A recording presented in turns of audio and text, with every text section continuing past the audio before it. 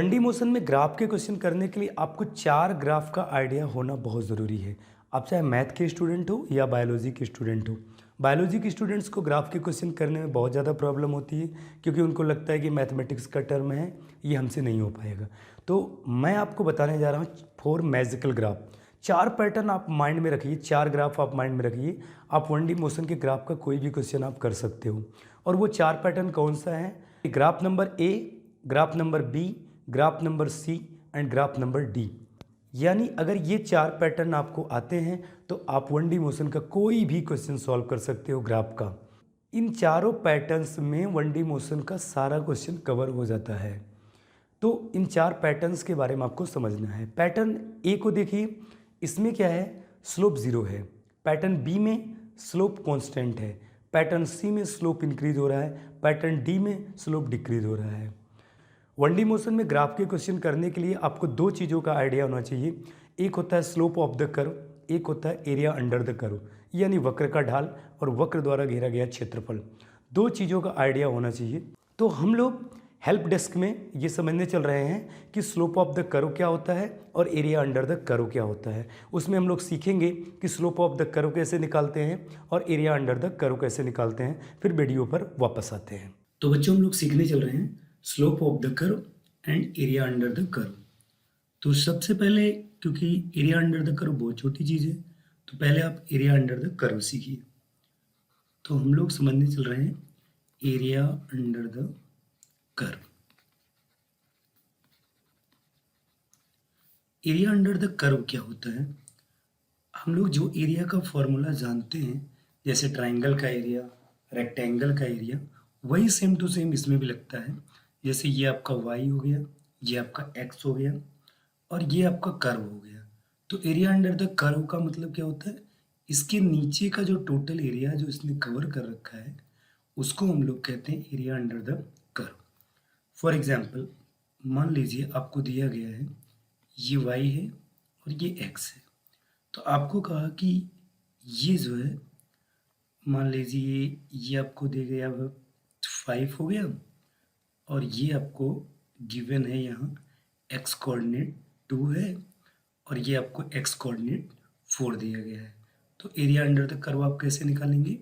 यानी ये कितना हो गया टोटल? ये हो गया 2 और ये कितना हो गया टोटल? ये हो गया 5।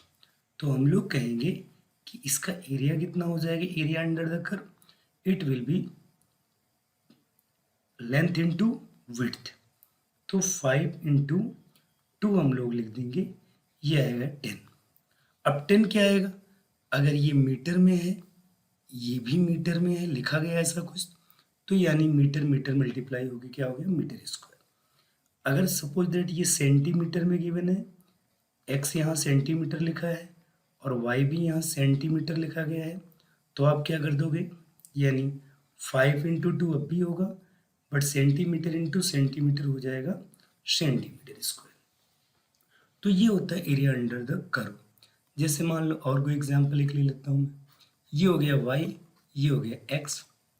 आपको नॉर्मली एक प्लॉट दिया गया है और ये प्लॉट कहाँ तक जा रहा है? ये जा रहा है 4,2 तक। तो आप क्या कहोगे? इसका एरिया अंडर द कर्व क्या होगा? तो यानी इसके नीचे का पूरा एरिया जो होगा उसको हम लोग कहेंगे एरिया अंडर द कर्व। और ये क्या बन गया? ट्राइंगल बन गया। तो ट्राइंगल का एरिया हम लोग जानते हैं कि 1/2 बेस इंटू हाइट होता है।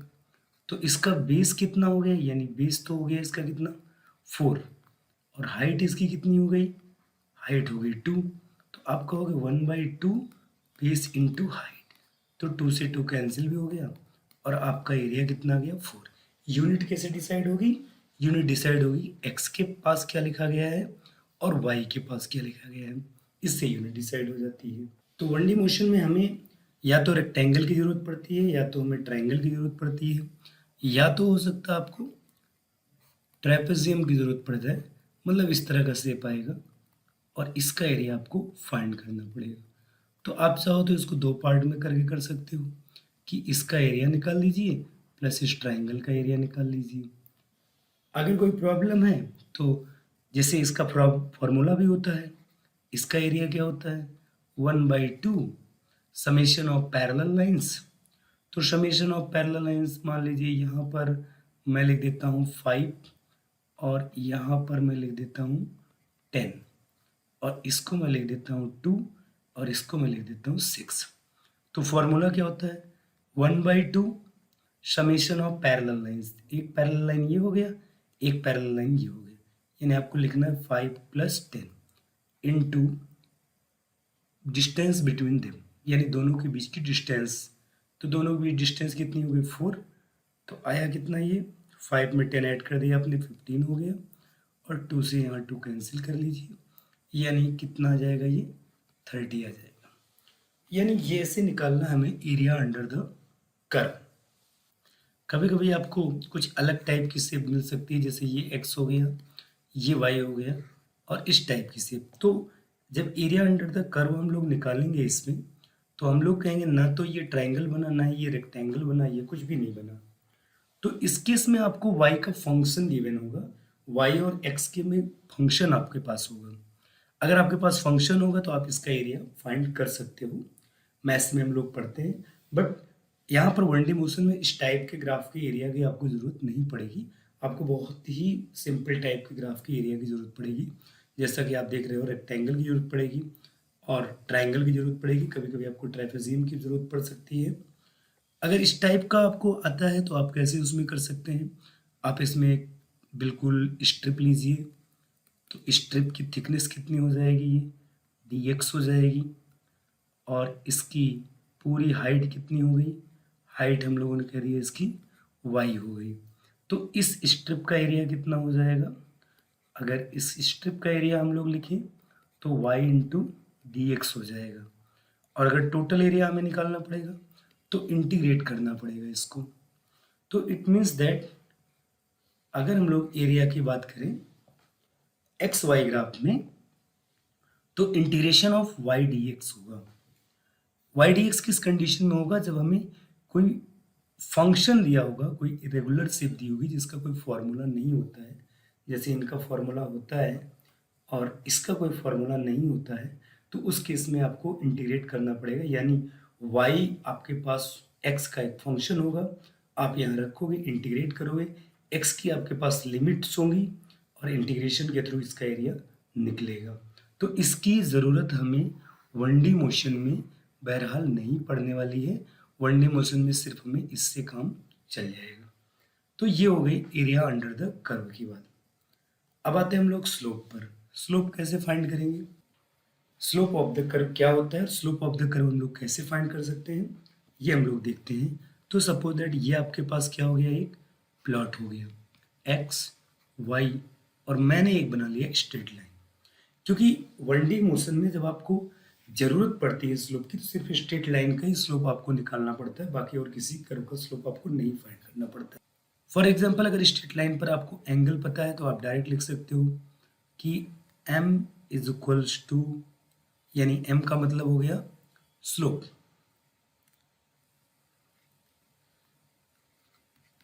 m का मतलब हो गया स्लोप और स्लोप का मतलब हो गया tan थीटा।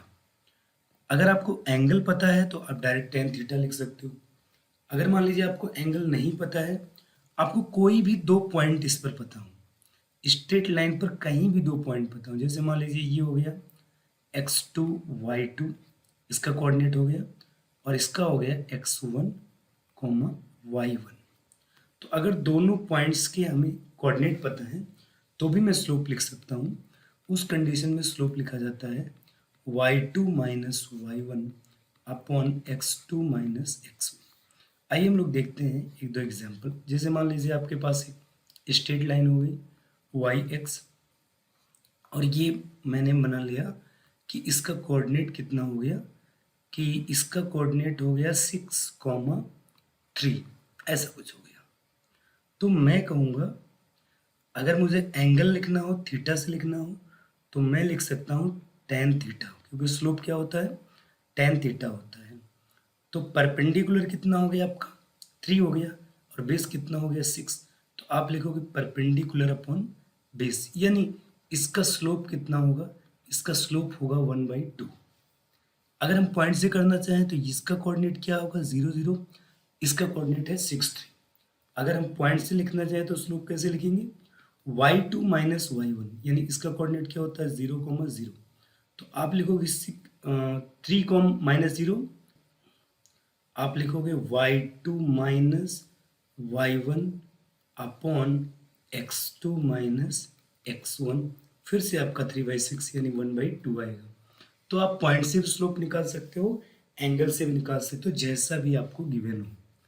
जैसे मान लीजिए और हम एक दो क्वेश्चन इसमें बेसिक समझाते हैं कि आप स्लोप की जरूरत पड़ेगी तो कैसे फाइंड करोगे। मान लीजिए ये स्ट्रेट लाइन हो गई, आपको 2 पॉइंट अगर पता है इस पर, तो सपोज दैट ये पॉइंट मैं ले लेता हूँ 4,8 और ये पॉइंट मैं ले लेता हूँ 6,2।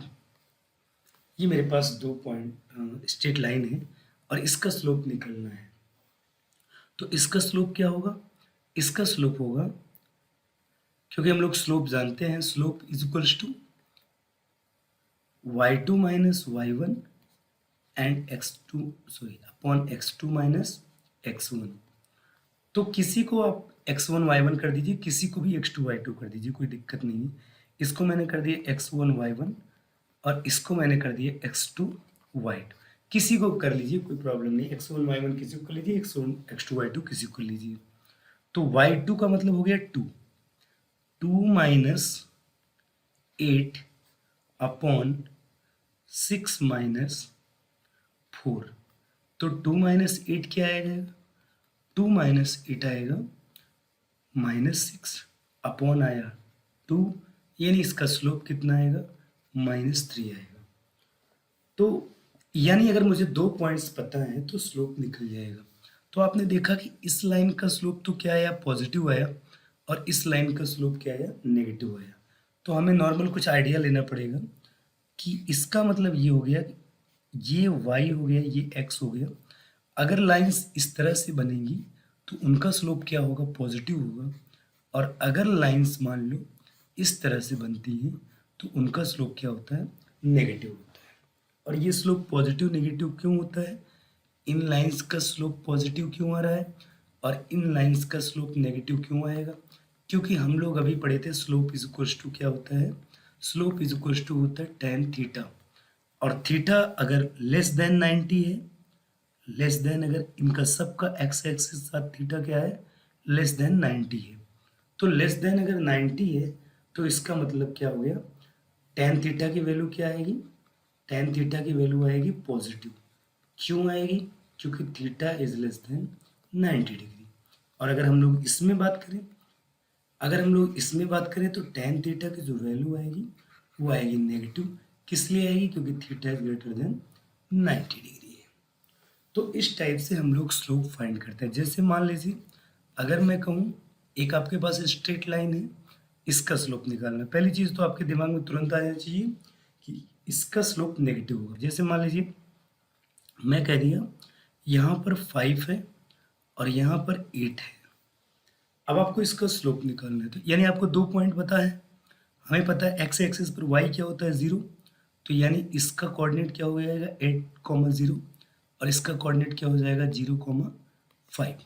मुझे दोनों पॉइंट के कोऑर्डिनेट पता है, तो मैं स्लोप क्या लिखूंगा, मैंने कहा है कोई भी आप x1 y1 कोई भी कोई भी x1 y1 और कोई भी x2 y2 आप कर सकते हो। जैसे मैं इसको कर देता हूँ x1 y1 और इसको मैं कर देता हूँ x2 y2, ऐसे दिमाग में सेट कर लिया जाता है। तो यानी ये क्या हो गया y2, तो 0 माइनस 5 अपॉन 8 माइनस 0, इसका मतलब क्या है -5/8, यानी इस लाइन का स्लोप क्या होगा -5/8 होगा। क्लियर है, तो ये हमारे समझ में आ गया slope of a straight line. अगर कर्व की बात करें हम लोग, अगर ये इस टाइप का कर्व बन रहा है तो इसके अलग अलग पॉइंट पर स्लोप क्या होगा, अलग अलग होगा। कैसे होगा, जैसे हम लोग यहाँ पर बात करें तो यहाँ पर आपको टेंजेंट ड्रॉ करनी पड़ेगी और उस टेंजेंट का जो स्लोप होता है वही स्ट्रेट लाइन का स्लोप होता है। वर्निंग मोशन में आपको उसकी ज़रूरत नहीं है। आपको सिर्फ और सिर्फ स्ट्रेट लाइन के ही स्लोप की रिक्वायरमेंट पड़ती है। अगर वो इस टाइप का कभी भी ग्राफ आ रहा है तो उसमें इंक्रीजिंग डिक्रीजिंग आपसे ऐसा कुछ पूछा जाएगा, आपसे न्यूमेरिकल वैल्यू नहीं पूछी जाएगी। और एडवांस में कुछ क्वेश्चंस बन सकते हैं जिसमें आपको स्लोप निकालना पड़ सकता है। तो और किस टाइप, जैसे मान लीजिए इस टाइप का प्लॉट है तो इसमें भी आपको पता है कि स्लोप की वैल्यू लगातार क्या हो रही है, डिक्रीज होती जा रही है। यहाँ अगर टेंजेंट खींचेंगे तो उसका एंगल एक्स एक्सिस से ज़्यादा होगा, और अगर यहाँ टेंजेंट आप ड्रॉ करोगे, ये टेंजेंट ड्रॉ करोगे तो यहाँ पर उसकी एक्स एक्सिस साथ एंगल क्या हो जाएगा, कम हो जाएगा। तो इसका मतलब ये हो गया कि इसमें स्लोप क्या हो रहा है, इसमें स्लोप डिक्रीज हो रहा है और इसमें स्लोप क्या हो रहा है, इंक्रीज। तो यहाँ सिर्फ आपको ऐसे ग्राफ में सिर्फ आपको स्लोप इंक्रीज या डिक्रीज समझना है, जो कि आपको पहले भी आपको समझा दिया हमने कि स्लोप या इंक्रीज डिक्रीज कैसे आपको टच करना है। तो स्टूडेंट्स यहाँ सीधे सीधे मतलब समझ में आ गया कि हमें दो चीज़ समझना है, एक एरिया और एक स्लोप। जब हम लोग स्लोप की बात कर रहे हैं तो बार बार वो y अपॉन एक्स हो रहा है, यानी या delta y by delta x होगा या dy बाई डी एक्स होगा, यानी कुछ ये फॉर्मेट आ रहा है स्लोप के केस में। अगर हम लोग एरिया के केस में जा रहे हैं तो एरिया में क्या आ रहा है, एरिया में आया है इंटीग्रेशन ऑफ y dx, यानी बार बार y और x दोनों का क्या हो रहा है, मल्टीप्लाई हो रहा है। तो स्लोप का मतलब हो गया डिवीजन करना है, डिवाइड करना है, और एरिया का मतलब हो गया मल्टीप्लाई करना है। एक अप्रोच हमारे दिमाग में सेट होनी चाहिए। तो स्टूडेंट्स हम लोगों ने हेल्प डेस्क में ये समझा है कि स्लोप ऑफ द कर्व कैसे निकालते हैं और एरिया अंडर द कर्व कैसे निकालते हैं। दोनों में हम लोग बहुत अच्छी तरीके से समझ गए हैं कैसे हम कर्व में इस चीज़ को फाइंड कर सकते हैं। मेनली मैं आपको क्या बता रहा हूँ कि आपको दो चीज़ याद रखना है कि जब हम लोग स्लोप की बात करेंगे तो यानी डिवीज़न होगा, और जब हम लोग एरिया की बात करेंगे तो इसका मतलब होगा मल्टीप्लिकेशन। यानी दोनों चीज़ों को आपको दिमाग में रखना, स्लोप का मतलब डिवीज़न और एरिया का मतलब मल्टीप्लिकेशन। दो चीज़ को आपको माइंड में सेट करना है। स्लोप का एक तरह से आइडिया और ले सकते हैं। स्लोप का मतलब होता है जैसे हम लोग कहीं ट्रैवल कर रहे हों, अगर हॉरिजॉन्टल कोई रोड है, इस टाइप की रोड है, तो आप सीधे उस रोड पे चले जा रहे हो, यानी कोई स्लोप नहीं है। स्लोप का मतलब होता है या तो ऊपर जाए या तो नीचे जाए, तो हम लोग उसको स्लोप बोलते हैं। स्लोप का मैं बेसिक आइडिया आपको दे रहा हूँ। जैसे हम लोग प्लेन रोड पर जा रहे हैं तो इसका मतलब है स्लोप क्या है, उस पर ज़ीरो है, यानी वो प्लेन है, कोई स्लोप नहीं है। जैसे ग्राफ में आप देखिए जो हॉरिजॉन्टल लाइन है it means that zero slope, कोई स्लोप नहीं है। और आपको ग्राफ बी में जो दिख रहा है वो क्या दिख रहा है, यानी स्लोप है तो बट कांस्टेंट है, चेंज नहीं हो रहा है, कांस्टेंट स्लोप है। और ग्राफ सी में क्या हो रहा है, वो स्लोप इंक्रीज होता हुआ जा रहा है, आपको डिफिकल्टी होगी उसमें जाने में। ग्राफ डी में क्या हो रहा है, स्लोप डिक्रीज हो रहा है, यानी आपको लग रहा है कि धीरे धीरे आपकी डिफिकल्टी कम होती जा रही है। ये सिर्फ मैं आपको आइडिया दे रहा हूँ कि कैसे आप समझ जाओगे कि जीरो स्लोप है, इंक्रीजिंग है, डिक्रीजिंग है या कांस्टेंट स्लोप है। तो ये हो गया स्लोप का आइडिया, यानी हम लोग स्लोप को हम लोग समझ जाएंगे कि स्लोप कैसे हम लोग चेक करें। 1D मोशन में दो बेसिक डेफिनेशन है, एक वेलोसिटी क्या है, एक एक्सेलरेशन क्या है। सारी चीज़ें इन्हीं से डेराइव होती हैं। वेलोसिटी का डेफिनेशन क्या करता है, delta S by delta T. Delta S by delta T को हम लोग D S by D T भी लिखते हैं। अगर हम लोग इसको इंटीग्रेशन के फॉर्म में लिखना चाहें तो डी टी को हम लोग उस साइड ले चलें, हम लोग लिख सकते हैं S is equals to integration of V D T. और अगर हम लोग एसोलेशन की केस में देखें तो एसोलेशन की डेफिनेशन क्या थी, delta V by delta T, यानी हम लोग को उसको D V by D T लिख सकते हैं। या हम लोग अगर उसको इंटीग्रेशन के फॉर्म में लिखना चाहें तो एक तरफ डी टी को एक तरफ ले चलिए, यानी integration of A D T. Integration of A D T किसके इक्वल आया, चेंज इन वेलोसिटी के इक्वल आया। तो ये हमें 1D मोशन से जो बेसिक आइडिया मिल रहा है, ये दो चीज़ का आइडिया मुझे 1D मोशन से लेना है, जो कि मुझे ग्राफ में हेल्प करने वाले हैं। तो 1D मोशन में जो बेसिक पहला ग्राफ होता है वो होता है डिस्प्लेसमेंट टाइम ग्राफ। अगर हम डिस्प्लेसमेंट टाइम ग्राफ मतलब जहाँ y था वहाँ आ गया डिस्प्लेसमेंट, जहाँ x था वहाँ आ गया टाइम। तो अगर स्लोप की बात करें तो वहाँ होता था dy बाई डी एक्स और यहाँ हो जाएगा ds बाई डी टी। जैसे ही ds बाई डी टी आया हम लोग समझ गए ds बाई डी टी क्या होता है, वेलोसिटी होता है, यानी स्लोप रिप्रेजेंट करेगा वेलोसिटी को। अगर हम लोग डिस्प्लेसमेंट टाइम ग्राफ में एरिया की बात करें तो ये हो जाएगा integration of H D T, क्योंकि वहाँ होता था integration of Y D T और यहाँ हो जाएगा integration of H D T, यानी वहाँ एरिया होता था वाई इंटू एक्स, यहाँ एरिया हो जाएगा एस इंटू टी। तो एस इंटू टी कुछ भी नहीं होता, यानी एरिया यहाँ कुछ भी रिप्रेजेंट नहीं करता है, यानी एरिया के बारे में हमें सोचना ही नहीं है। अगर क्वेश्चन डिस्प्लेसमेंट टाइम ग्राफ का है तो हमें एरिया के बारे में नहीं सोचना है, सिर्फ स्लोप के बारे में सोचना है। नेक्स्ट ग्राफ 1D मोशन में है velocity time graph. Velocity time graph में अगर हम लोग स्लोप की बात करेंगे तो वहाँ होता था वाई एक्स, यहाँ हो गया वी और टी, यानी वाई की जगह कौन आ गया वी, एक्स की जगह कौन आ गया टी।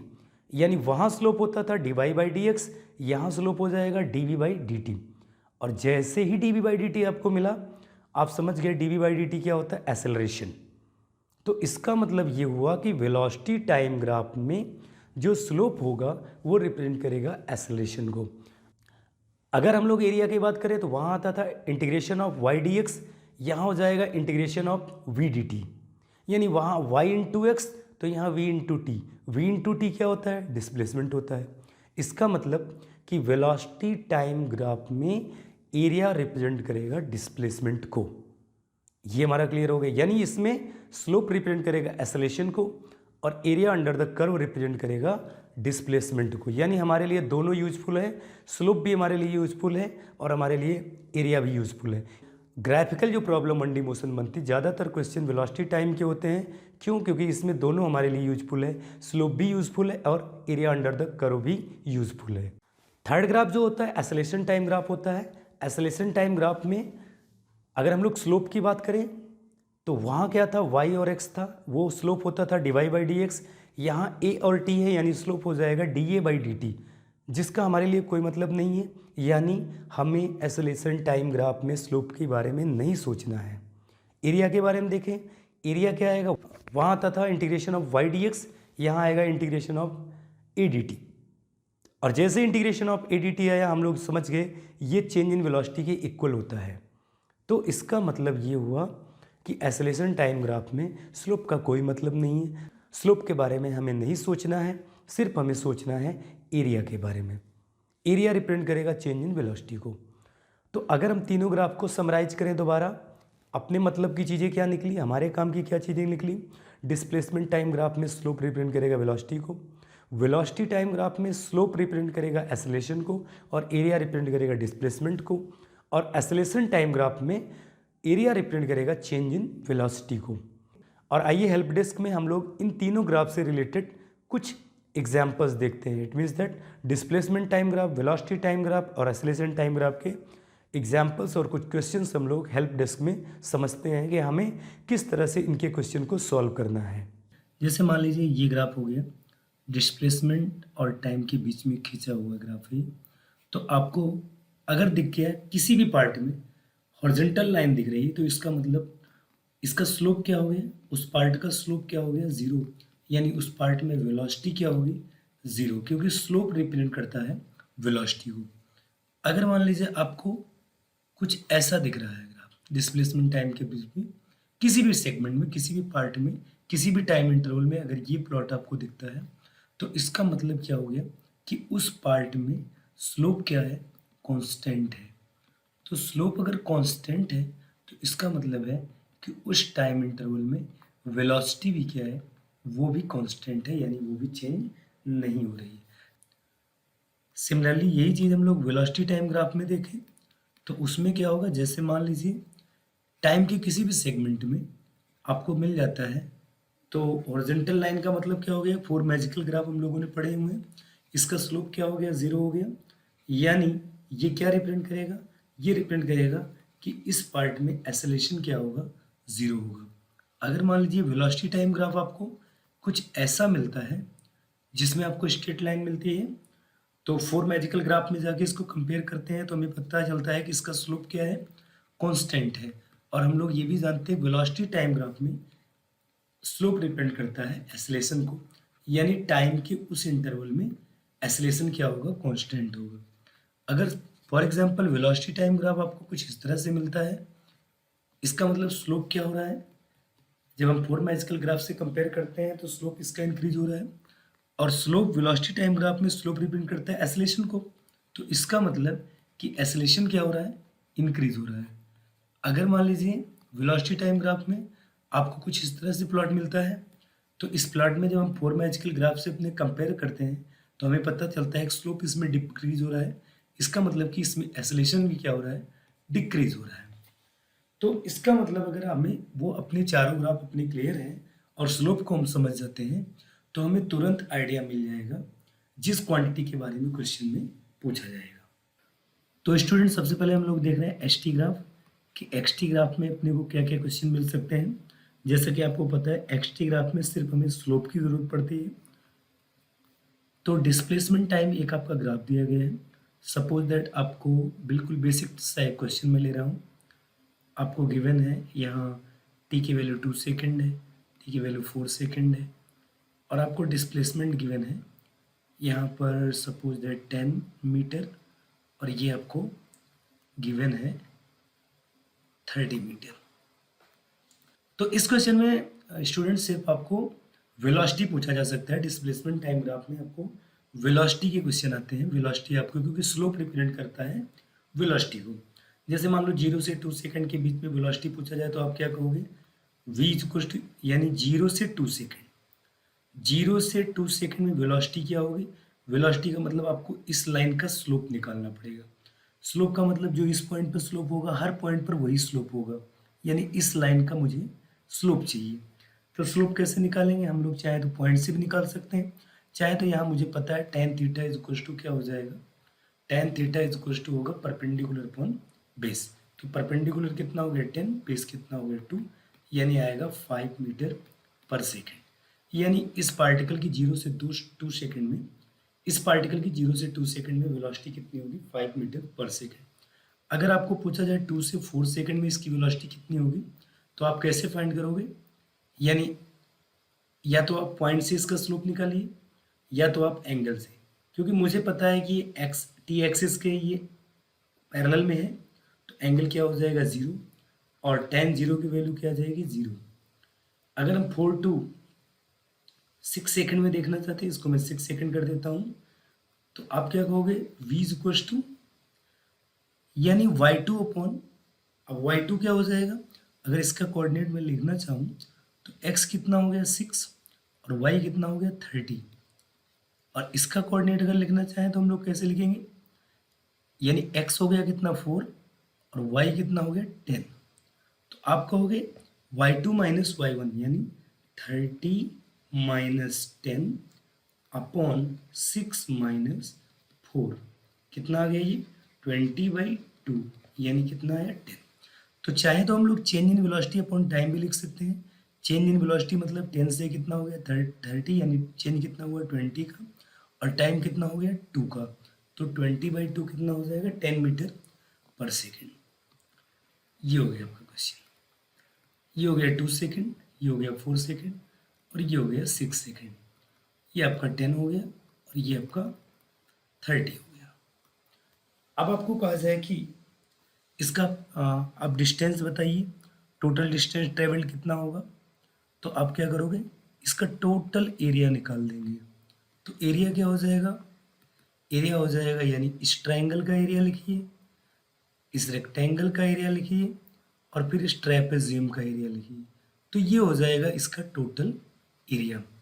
एरिया हम लोग निकाल लेंगे। अगर मान लो आपको पूछा जाए 4 to 6 सेकेंड में इसका एसलेशन क्या होगा, तो हम लोग जानते हैं वेलोसिटी टाइम ग्राफ में स्लोप रिप्रेजेंट करता है एसेलेशन को। तो आप क्या निकालोगे, यानी अगर एसेलेशन का कोई क्वेश्चन आएगा तो मुझे क्या निकालना पड़ेगा स्लोप, और अगर मुझे डिस्प्लेसमेंट का कोई क्वेश्चन आता है तो मुझे फाइंड करना पड़ेगा एरिया। जैसे मैं तुमसे कहूँ कि जैसे मैं आपसे कहूँ कि 4 to 6 सेकेंड में इसका एसलेशन क्या होगा, तो आप कहोगे A is equals to delta V upon delta T, यानी मुझे स्लोप निकालना पड़ेगा। तो स्लोप क्या हो गया, ये कितना है, हम एक्स एक्सिस के साथ एंगल इसका देखेंगे और tan थीटा, तो ये कितना आएगा, ये 30 है ये 10 है, तो ये कितना हो गया 20 और ये कितना हो गया 2, तो कितना आ गया ये 20/2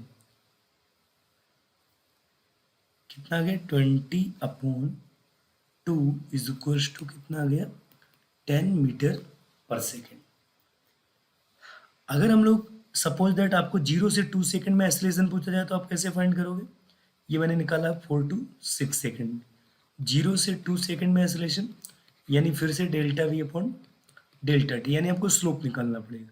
और स्लोप का मतलब tan theta, tan theta is equals to perpendicular upon base, ये कितना हो गया 10 और ये कितना हो गया 2, तो आप कहोगे 10/2 कितना आ गया 5 मीटर पर सेकेंड स्क्वायर, सॉरी ये भी स्क्वायर होगा। तो इस तरह से हम लोग, अगर एसलेशन पूछा जाएगा तो हम लोग क्या निकालेंगे, स्लोप। डिस्टेंस अगर मान लीजिए सपोज दैट इसी क्वेश्चन में आपको पूछ लिया जाए 2 to 4 सेकेंड, यानी 2 सेकेंड और 4 सेकेंड के बीच में कितना डिस्टेंस पार्टिकल ट्रेवल करेगा, तो आपको क्या निकालना पड़ेगा, एरिया। यानी आपको इस रेक्टेंगल का एरिया निकालना पड़ेगा। तो इसकी लेंथ कितनी होगी 10 और इसकी विड्थ कितनी होगी 2, आप कहोगे 10 इंटू 2 आएगा कितना 10 इंटू 2, यानी हो गया ये 20 मीटर। यानी वो 2 सेकेंड से लेकर 4 सेकेंड तक कितना डिस्टेंस ट्रेवल करेगा 20 मीटर। वीडियो बहुत लंबा हो जाएगा, इसके लिए मैं क्वेश्चन बहुत कम ले रहा हूँ। अगर आपको लगे कि आप कॉन्फिडेंस में नहीं आए तो आप कमेंट बॉक्स में कमेंट करिएगा। हम क्वेश्चन के लिए सिर्फ क्वेश्चन पे एक वीडियो बना के डाल देंगे, जिसमें आपको बहुत सारे क्वेश्चन मिल जाएंगे और आपको प्रैक्टिस करने के हमारे साथ मौका भी मिल जाएगा। तो जैसा कि हम लोगों ने हेल्प डेस्क में देखा कि हमने तीनों ग्राफ के, यानी displacement time graph, velocity time graph, acceleration time graph के क्वेश्चंस किए, इसके एग्जांपल्स किए और थोड़ी प्रैक्टिस हम लोग इसकी किए, तो हमारे समझ में आ गया कि ये क्वेश्चन करना इसके बहुत ही ईजी है। बट हमें इन जो 4 मैजिकल ग्राफ हैं इनको हमेशा हमें अपने माइंड में रखना है, क्योंकि इन्हीं से सारा सब कुछ होने वाला है। 4 ग्राफ के अलावा और भी कुछ भी नहीं यूज़ होने वाला है आपको। तो नेक्स्ट जो ग्राफ हम लोग लेने जा रहे हैं वो है वेलोसिटी डिस्प्लेसमेंट ग्राफ। आपको पता है ये काफ़ी इंपॉर्टेंट ग्राफ होता है और इसके क्वेश्चन तो हम छोड़ ही देते हैं, जब भी ये आता है हमारे समझ में नहीं आता कि क्या होने वाला है। 4th नंबर पे ले रहे हैं वेलोसिटी डिस्प्लेसमेंट ग्राफ और 5th पे हम लोग ले रहे हैं एक्सेलरेशन डिस्प्लेसमेंट ग्राफ। दोनों ग्राफ में अगर हम लोग वेलोसिटी डिस्प्लेसमेंट की बात करते हैं तो अगर हम स्लोप की बात करेंगे तो वहाँ आता था y, यहाँ आ गया v और x की जगह क्या आ गया s, यानी वहाँ स्लोप होता था dy/dx और यहाँ स्लोप हो जाएगा dv/ds। तो dv/ds का क्या यूज़ है ये भी हम लोग समझने चल रहे हैं। अच्छा, एरिया की बात करें तो एरिया क्या हो जाएगा, इंटीग्रेशन ऑफ वीडीएस। और अगर दूसरी ओर हम लोग एक्सेलरेशन डिस्प्लेसमेंट ग्राफ में देखें, इसमें स्लोप क्या हो जाएगा dA/ds और एरिया अंडर द कर्व होगा इंटीग्रेशन ऑफ ADS। अब हम लोग हेल्प डेस्क में समझते हैं कि इन दोनों ग्राफ में स्लोप और एरिया का क्या मतलब निकलेगा या स्लोप और एरिया क्या रिप्रेजेंट करेंगे। तो यहाँ स्टूडेंट्स हमें 2 ग्राफ का एनालिसिस करना है, एक तो वेलोसिटी डिस्प्लेसमेंट ग्राफ और एक एक्सेलरेशन डिस्प्लेसमेंट ग्राफ। दो की एनालिसिस करके हमें समझना है कि इसमें हमें क्या क्या चीज़ें मिल रही हैं। ये हो गया आपका वेलोसिटी और ये हो डिस्प्लेसमेंट। मैं नॉर्मली ऐसे कोई प्लॉट बता देता हूँ, क्योंकि ये कोई क्वेश्चन नहीं ले रहे हैं, सिर्फ समझ रहे हैं इसमें स्लोप के बारे में। तो स्लोप होता क्या है, स्लोप हम लोग जानते हैं, जहाँ y होता था वहाँ v आ चुका है, जहाँ x होता था वहाँ s आ चुका है। तो इसका स्लोप क्या होने वाला है, स्लोप हो जाएगा dv/ds, क्योंकि वहाँ dy/dx होता था तो यहाँ dv/ds होगा। अब हमें ये समझना पड़ेगा क्या dv/ds का कोई मतलब है, और हमें ये समझना पड़ेगा क्या एरिया का कोई मतलब है। अगर एरिया यहाँ हम लिखना चाहें तो क्या लिखेंगे, v integration of v with respect to s, यानी इंटीग्रेशन ऑफ vds हो जाएगा एरिया और स्लोप होगा dv/ds। तो फ्रेंड्स ये dv/ds हमें समझना पड़ेगा कि ये क्या चीज़ है, क्योंकि ये हम लोगों को वेलोसिटी की डेफिनेशन में भी नहीं आता, एक्सेलरेशन की डेफिनेशन में भी नहीं आता। बट हम लोग अगर देखें थोड़ा सा इसमें मॉडिफाई करें एक्सेलरेशन की डेफिनेशन को, जो कि dv/dt थी, उसमें मैं ds से न्यूमरेटर और डिनोमिनेटर दोनों में मल्टीप्लाई कर रहा हूँ, यानी ds से ऊपर नीचे मल्टीप्लाई हो गया। तो अब आप देखो ds/dt जो है, ऊपर ds में ले रहा हूँ, नीचे dt ले रहा हूँ। ds/dt को हम लोग लिख पाएंगे वेलोसिटी, यानी ds/dt को मैं एक जगह कर रहा हूँ, इनटू में लिखता हूँ dv/ds। तो ds/dt को हम लोग कहते हैं वेलोसिटी। तो a इज इक्वल्स टू क्या है, v इंटू dv/ds। हमें तो dv/ds समझना है, तो dv/ds क्या आ गया, ये D V by D S आया ए बाई वी, यानी कि एज वेलोसिटी डिस्प्लेसमेंट ग्राफ में जो स्लोप होता है वो एक्सेलरेशन अपॉन वेलोसिटी को रिप्रेजेंट करता है। तो इसके क्या क्या मायने हो सकते हैं क्वेश्चन में, अभी हम लोग इसका क्वेश्चन भी ले रहे हैं। अगर हमें एक्सेलरेशन कांस्टेंट हो जाता है किसी तरह से, तो अगर एक्सेलरेशन कांस्टेंट हो जाता है तो फिर हम लोग कह सकते हैं, क्योंकि D V by D S तो स्लोप है, slope inversely proportional to velocity, यानी अगर वेलोसिटी डिस्प्लेसमेंट ग्राफ है, अगर उसमें वेलोसिटी इंक्रीज होने से स्लोप डिक्रीज होता है, ये डिक्रीजिंग स्लोप वाला है, फ्लोर बाइसिकल ग्राफ आपको याद है, ये डिक्रीजिंग स्लोप है। स्लोप अगर डिक्रीज हो रहा है तो इसका, और वेलोसिटी इंक्रीज हो रही है, तो इसका मतलब है कि एक्सेलरेशन क्या है, कांस्टेंट है, यानी ये कांस्टेंट एक्सेलरेशन का ग्राफ है। नेक्स्ट हम लोग देख रहे हैं acceleration displacement graph. Acceleration displacement graph में अगर हम लोग बात करें, ए हो गया एस, इसमें भी मैं नॉर्मली इसे कोई प्लॉट खींच दे रहा हूँ, इसका कोई मतलब नहीं है, सिर्फ मैं समझना चाहता हूँ कि स्लोप और एरिया के बारे में। तो स्लोप क्या हो गया, D A by D S हो जाएगा, क्योंकि वहाँ D Y by D X होता था, तो यहाँ D A by D X हो जाएगा। एरिया क्या हो जाएगा, एरिया हो जाएगा integration of A D S. तो मुझे इन दोनों को समझना है, जैसे यहाँ एरिया का कोई मतलब नहीं निकला और यहाँ स्लोप का कोई मतलब नहीं निकलता है, यानी यहाँ पर स्लोप का मतलब है और इसमें एरिया का मतलब है। वेलोसिटी डिस्प्लेसमेंट ग्राफ में स्लोप का अपने लिए वैल्यू है, एरिया का कोई मतलब नहीं निकलता है, और एक्सेलरेशन डिस्प्लेसमेंट ग्राफ में स्लोप का कोई मतलब नहीं है, हमारे लिए एरिया का मतलब है, यानी एरिया हमें कुछ देने वाला। और क्या देने वाला समझिए, अभी मैंने वेलोसिटी डिस्प्लेसमेंट ग्राफ में ये एक्सप्रेशन लिखा था, और ये एक्सप्रेशन मैं एज इट इज अगर यहाँ यूज कर लूँ, A is equal to V into D V by D S, ये मैं यूज कर लूँगा, तो मैं यहाँ लिख पाऊंगा कि A D S is equals to V D V, या दोनों साइड अगर इंटीग्रेट करें तो V D V is equals to आप लिख पाओगे integration of A D S. आप याद रखना integration of A D S का मतलब क्या है, एक्सेलरेशन डिस्प्लेसमेंट ग्राफ में एरिया है, जबकि मुझे एरिया जो है वो खुद ग्राफ में रेक्टेंगल ट्रायंगल किसी के थ्रू मुझे एरिया मिल जाएगा।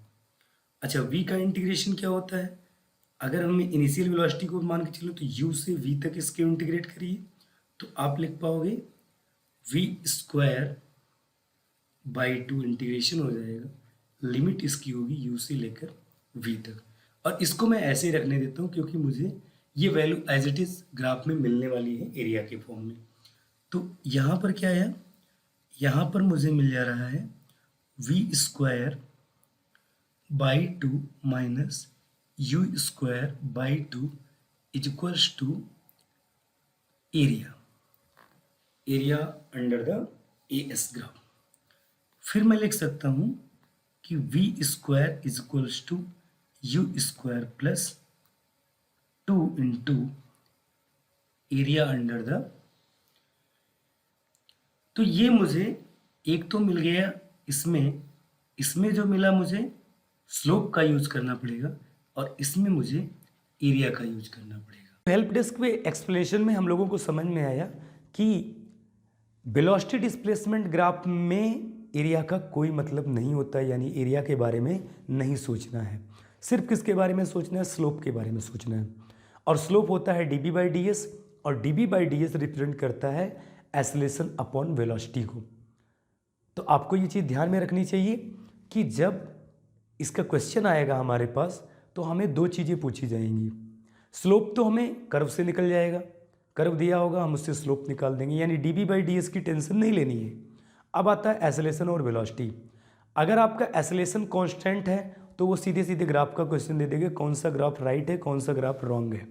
तो आपको एक आइडिया दिमाग में रखनी चाहिए कि अगर एक्सेलरेशन इस एक्सप्रेशन में मैं कांस्टेंट कर दूं तो D B by D S inversely proportional to हो जाएगा वेलोसिटी के। इसका मतलब वेलोसिटी इंक्रीज होगी तो स्लोप डिक्रीज होगा। अगर वो कांस्टेंट एक्सेलरेशन का ग्राफ है तो वेलोसिटी इंक्रीज होने से स्लोप क्या होना चाहिए, डिक्रीज होना चाहिए। ये हम लोग ध्यान में रखते हुए ऑप्शन को चूज करेंगे।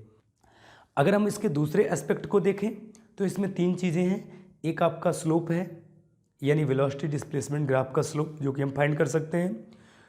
दूसरी चीज़ एसेलेरेशन है, तीसरा आपका वेलोसिटी है। तो हो सकता है क्वेश्चन में कोई आपको दो दिया जाएगा और तीसरा आपसे पूछ लिया जाएगा। यानी हो सकता है फॉर एग्जांपल आपको स्लोप, तो हम अगर कर्व दिया है तो स्लोप तो हमें मिल ही रहा है, तो यानी अगर आपको वेलोसिटी दिया जाएगा तो एसेलेरेशन पूछा जाएगा, और एसेलेरेशन दिया जाएगा तो वेलोसिटी पूछा जाएगा। यानी ये दो पैटर्न का क्वेश्चन इसमें बन सकता है, एसेलेरेशन को कांस्टेंट करके या एसेलेरेशन आपसे पूछा जा सकता है।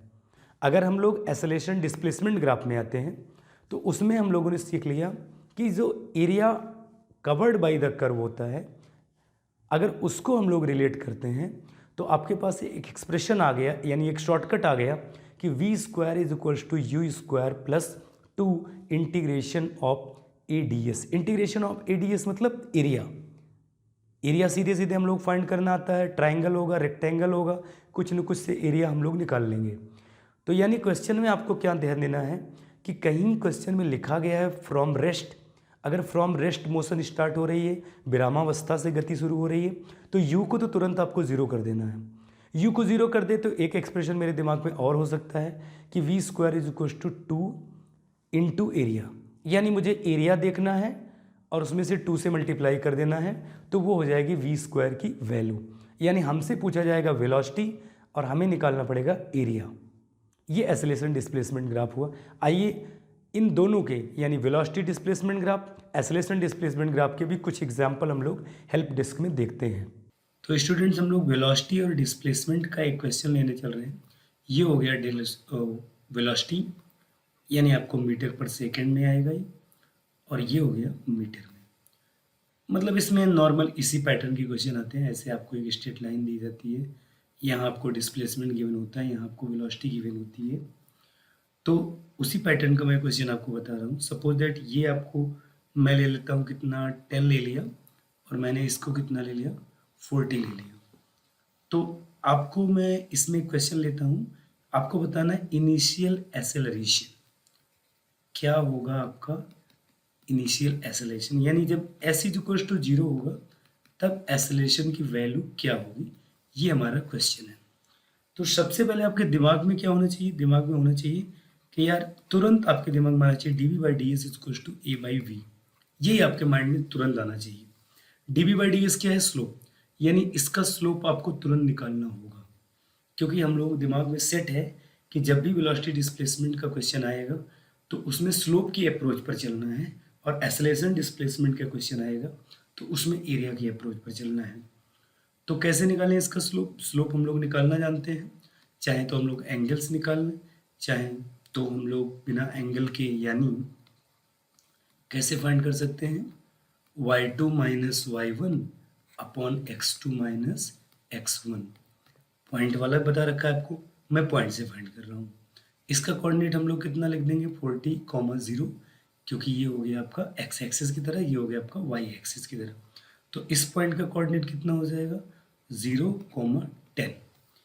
तो मैं एक को कह देता हूँ x1 y1, इसको चलो मैंने x1 y1 ले लिया, और इसको मैं कह देता हूँ x2 y2, दूसरे इस पॉइंट को।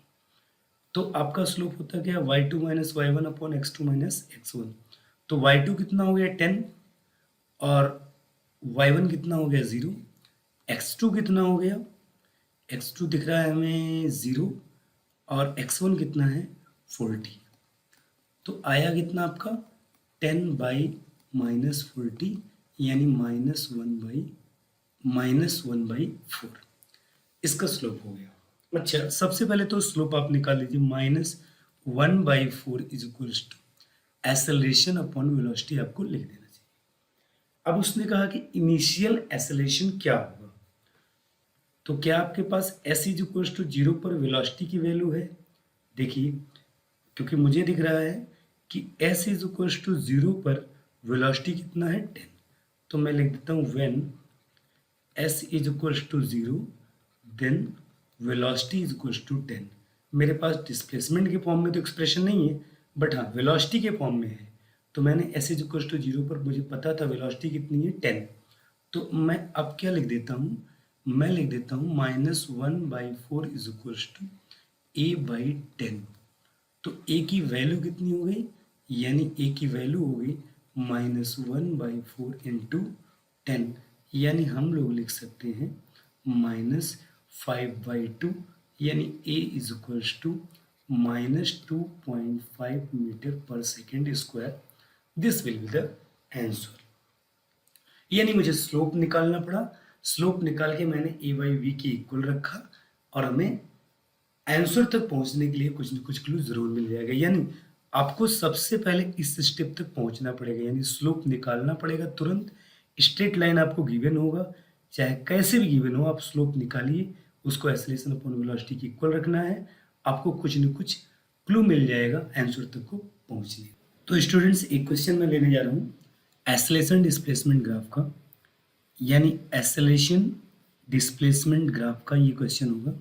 डिस्प्लेसमेंट आपका गिवन है मीटर में और ये आपका हुआ एक्सेलरेशन मीटर पर सेकंड स्क्वायर। तो मैं ऐसे रैंडमली एक क्वेश्चन ले रहा हूँ। ये आपका मान लीजिए प्लॉट गिवन है। प्लॉट आपको कुछ इस तरह से गिवन है कि ये आपको एस गिवन है कितना 10 मीटर और एक्सेलरेशन की वैल्यू कितनी है आपको दिया गया है 20 में लेता हूँ 20 मीटर पर सेकंड, यानी ये पॉइंट है 20 और ये पॉइंट है 10। तो आपको इसमें बताना है कि velocity when s is equals to 10 meter, ये हमारा क्वेश्चन है। यानी जब पार्टिकल 10 मीटर की डिस्टेंस ट्रेवल कर लेगा तब आपको वेलोसिटी बताना है, 0 है। तो जैसे ही क्वेश्चन हमारे पास आता है तुरंत हम लोग क्या करेंगे, v square is equals to U square plus 2 integration of a with respect to s। ये अप्रोच हम लोग तुरंत लिख के रखे हुए हैं और इसी अप्रोच पे हमें क्वेश्चन को करना है। तो सबसे पहले क्वेश्चन में आपको दे रखा है उसने कि u तो आपका 0 है, तो u को 0 कर लीजिए। 2 इंटीग्रेशन ऑफ ये a with respect to s, इसका मतलब क्या होता है, इसका मतलब होता है एरिया अंडर द कर्व, यानी आपको कर्व के नीचे का ये पूरा एरिया मुझे निकालना पड़ेगा। तो अब आइए integration of A D S का मतलब एरिया, मुझे क्या निकालना है यहाँ पर एरिया, और ये एरिया किसके इक्वल आने वाला है, वी स्क्वायर के इक्वल होने वाला है। तो मैं लिख दूंगा 0 प्लस 2 और एरिया की जगह कितना लिखोगे 1/2 बेस इंटू हाइट। बेस कितना हो जाएगा, ये इसका यहाँ से यहाँ तक पूरा बेस है और ये यहाँ से यहाँ तक पूरा हाइट हो गया। तो मैं लिखूंगा 10 इंटू हाइट कितना हो गया 20, तो आया कितना ये total V square is equal to आएगा 2 इंटू, यानी 2 से 2 में कैंसिल कर दूँ 200, यानी v इज इक्वल टू क्या आ जाएगा 10√2 मीटर पर सेकेंड। यानी वेलोसिटी क्या होगी s is equal to 10 meter पर। तो हेल्प डेस्क में हम लोगों ने स्टूडेंट्स सीखा कि वेलोसिटी डिस्प्लेसमेंट ग्राफ और एक्सेलरेशन डिस्प्लेसमेंट ग्राफ के क्वेश्चन कैसे करते हैं। और अब हम लोग 6 नंबर पे ग्राफ लेने जा रहे हैं वेलोसिटी स्क्वायर डिस्प्लेसमेंट ग्राफ। तो वेलोसिटी स्क्वायर डिस्प्लेसमेंट का मतलब क्या हो गया, जहाँ पर वहाँ y आता था यहाँ पर v स्क्वायर आ गया, जहाँ पर वहाँ x आता था यहाँ डिस्प्लेसमेंट आ गया। तो इसका मतलब वहाँ होता था dy/dx और यहाँ स्लोप हो जाएगा dv²/ds। यानी स्लोप तो हम लोग कर्व से निकाल लेंगे, यानी हम लोग ग्राफ में देख के स्लोप फाइंड कर लेंगे। स्लोप निकालना हम लोगों ने सीख ही लिया है। दूसरा, आपको क्वेश्चन में कहीं ना कहीं लिखा होगा कांस्टेंट एक्सेलरेशन। कांस्टेंट एक्सेलरेशन के लिए आपके पास ऑलरेडी एक एक्सप्रेशन है, थर्ड इक्वेशन ऑफ मोशन, जो कि वी स्क्वायर और एस को रिलेट कर रहा है। तो आप सीधे क्या लिख दोगे, V square is equals to U square plus 2as। अगर इनिशियल वेलोसिटी 0 है तो सीधे सीधे हो जाएगा V square is equals to 2as। अगर मान लो वो 0 नहीं भी इनिशियल वेलोसिटी, क्योंकि वो तो कांस्टेंट टर्म है, तो आप इस इक्वेशन को पूरा s के रिस्पेक्ट में डिफरेंशिएट कर दो, तो आपको क्या मिल जाएगा dv²/ds is equals to 2a, क्योंकि u कांस्टेंट है वो 0 हो जाएगा। तो इसका मतलब इसका स्लोप जो होता है वो 2a यानी 2 इंटू एक्सेलरेशन को रिप्रेजेंट करता है। दोबारा हम लोग इस चीज़ को बहुत ध्यान से समझेंगे कि वेलोसिटी स्क्वायर डिस्प्लेसमेंट ग्राफ में जो स्लोप होता है वो रिप्रेजेंट करता है 2 इंटू एक्सेलरेशन को। अब मुझे स्लोप तो मिल जाएगा, लेकिन एसलेशन निकालना होगा तो ये इस एक्सप्रेशन का हम लोगों को यूज करना पड़ेगा, यानी स्लोप को निकाल के स्लोप की जगह रख देना है, फिर उसको 2 इंटू ए के इक्वल रखना है और हमें ए मिल जाएगा। तो आई होप दैट आप वी स्क्वायर एस ग्राफ के भी क्वेश्चन आप कर पाओगे। आइए हम एक दो क्वेश्चन आपको हेल्प डेस्क में करके बता देते हैं कैसे करना है। ये क्वेश्चन हम लोग लेने चल रहे हैं वेलोसिटी स्क्वायर डिस्प्लेसमेंट ग्राफ, यानी ये हो गया आपका वी स्क्वायर और ये हो गया डिस्प्लेसमेंट। और मैं क्वेश्चन कैसे लेता हूँ, ऐसे इधर मैं ले लिया हूँ, चलिए मान लीजिए मैं 20 ले लेता हूँ और इधर मैंने ले लिया 80। तो इस क्वेश्चन में आपको बताना है कि एसलेशन की वैल्यू क्या होगी, आपसे एसलेशन पूछा गया है। तो कैसे फाइंड करेंगे, क्योंकि हम लोग जानते हैं कि D V square by D S जो होता है ये होता है स्लोप, किसमें, वेलोसिटी स्क्वायर डिस्प्लेसमेंट ग्राफ में।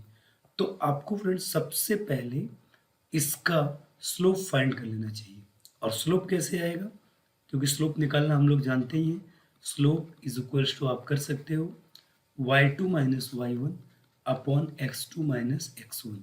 अगर आप कंफ्यूज रहते हैं प्लस माइनस स्लोप में तो आप हमेशा पॉइंट अप्रोच लेके चलिए, आपका क्वेश्चन हमेशा सही होंगे, क्वेश्चन कभी गलत नहीं होगा। आप हमेशा और हमेशा पॉइंट अप्रोच लेके चलिए, क्वेश्चन सही होगा। जैसे ये पॉइंट का कोऑर्डिनेट कितना हो गया 80,0 और इस पॉइंट का कोऑर्डिनेट कितना हो गया 0,20। अगर मैं इसको कहूँ ये x1 y1 है, अपने दिमाग में सेट किया, और इसको मैंने सेट किया x2 y2 है, तो मैं कहूँगा y2 माइनस y1 यानी 20 माइनस 0 अपॉन x2 कितना है 0 माइनस 80 यानी आएगा 20 अपॉन माइनस 80 यानी ये हो जाएगा -1/4। तो यानी ये D V square by D S. और आपने क्या अप्रोच लिखा है इसके लिए, आपने इस क्वेश्चन के लिए अप्रोच क्या लिखा था इस ग्राफ के लिए कि D V square by D S will be equals to the 2 into A. तो D V square by D S कितना हो गया -1/4 हो गया, -1/4 इज इक्वल्स टू 2a आ गया। तो एसलेशन कितना हो जाएगा, एसलेशन आएगा -1/8 मीटर पर second square. This will be the acceleration. यानी सबसे पहले मुझे क्या निकालना पड़ेगा, स्लोप, और स्लोप को किसके इक्वल रखना पड़ेगा 2a के, जिससे मुझे मिल जाएगा एसलेशन की वैल्यू। तो स्टूडेंट आपने वेलोसिटी स्क्वायर डिस्प्लेसमेंट ग्राफ के क्वेश्चन किए हेल्प डेस्क में। आई होप दैट कि आप अब कंफर्टेबल होंगे ग्राफ के क्वेश्चन करने के लिए। तो ये जितने भी ग्राफ हैं यानी सारे ग्राफ के क्वेश्चन आप जहाँ भी मिले अटेम्प्ट करिए, और उनको जो मैंने कॉन्सेप्ट आपको बताया 4 मैजिकल ग्राफ, ये ग्राफ चारों आप माइंड में रखिए, और इन्हीं ग्राफ से आप सारे क्वेश्चन को आंसर कर सकते हो, सारे क्वेश्चन को आप सॉल्व कर सकते हो। वीडियो आपको कैसा लगा कमेंट बॉक्स में ज़रूर लिखिए। मैं उम्मीद करता हूँ कि ये वीडियो आपके लिए हेल्पफुल होगा। आप क्वेश्चन करिए जाके, और वीडियो का रिव्यू आप कमेंट बॉक्स में ज़रूर दीजिए, क्योंकि आपके कमेंट से हमें बहुत कुछ समझने को मिलता है, बहुत कुछ जानने को मिलता है और बहुत कुछ सीखने को मिलता है। कमेंट आप ज़रूर करिए, आपको कितना आपको समझ में आया या कितना आपको नहीं समझ में आया, कौन सा पार्ट आपको आया, कौन से पार्ट में आप नहीं समझ पाए, ये आप वीडियो के कमेंट बॉक्स में ज़रूर लिखिए। आगे हम वीडियो बनाएंगे तो इस चीज़ का ध्यान रखेंगे।